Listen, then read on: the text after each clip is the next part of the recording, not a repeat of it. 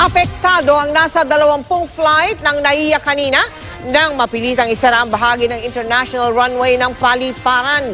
May nakita na naman kasing mga uka sa runway. Nakatutok si June Veneracion. Dalawang uka na nasa 30 centimeters ang laki ang nakita ng Engineering and Operations Team ng NAIA nang mag-inspeksyon alas 6 kaninang umaga sa runway 0624 o International Runway. Maliit kung tutuusin ang uka, pero kailangang isara ang runway bandang alas 10 ng umaga para kumpunihin. Maaari kasing pagbulan ito ng disgrasya, lalo pat nasa touchdown area ng runway ang problema. Mahirap nang mag-take ng chance, it will be risky and safety will be involved na rito. May possibility yan na wag naman sana mangyari. Ma-off yung ng piloto at na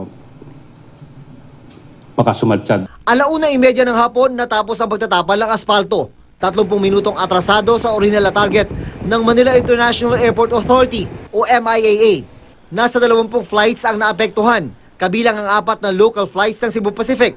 Pagkatapos, nagtuloy na ang normal na operasyon. Dahil sa pansamantalang pagsasara ng international runway, 9 na flight ang na-divert sa Clark at Davao. 15 flight naman ang na-delay. Pangalawang beses na ngayong taon ito na nakitaan ng uka ang international runway. Bago ang insidente kaninang umaga, ilang oras ding naantala ang mga flight noong Mayo dahil din sa pagpapasara sa international runway bunsod ng uka. Agosto noong nakarang taon, naging problema na rin ito. Posibleng dahil sa mga pag-ulan kaya nagkauka na naman ang international runway. Pero senyalis daw ito na kailangan na ng runway overlay na noong 2012 pa huling ginawa. Target itong gawin ng MIAA sa unang bahagi ng susunod na taon.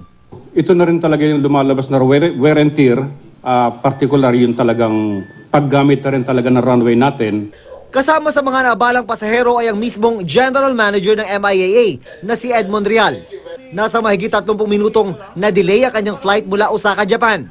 Pero ang mas malaking perwisyo ay yung mga na-divert ang flight sa Clark at Davao dahil kinailangan pa nilang bumalik sa NAIA pagkatapos makumpuni ang runway.